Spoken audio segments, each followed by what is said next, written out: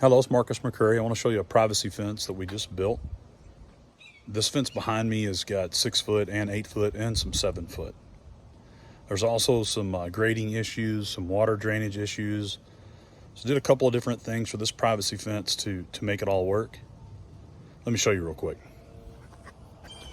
So when you're looking at this house, the neighbor had a 6 foot tall fence here that we don't really like to make a transition where they're not the same height, not connecting.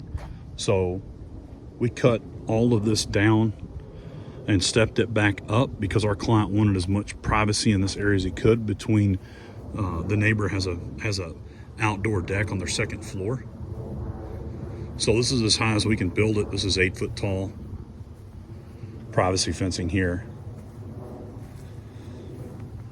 You're looking at this fence and probably wondering what we're doing, but this right here has a metal post in behind here. This is a postmaster post. We use these exclusively on our full western red cedar projects. We still put a pine footer at the bottom like always. So that's all 100% western red cedar with a pine footer. Here's the drainage issue that this yard has. Lots of water comes from uphill here, or up the hill.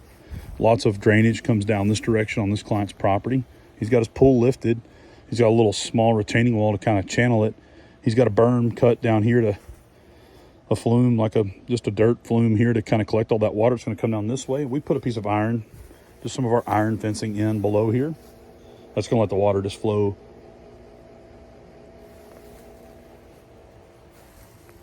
This one's built stepping level. It's stepping up the yard.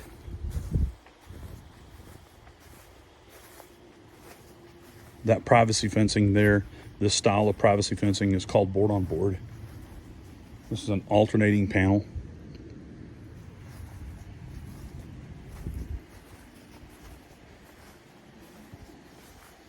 All the postmasters are covered with that covering.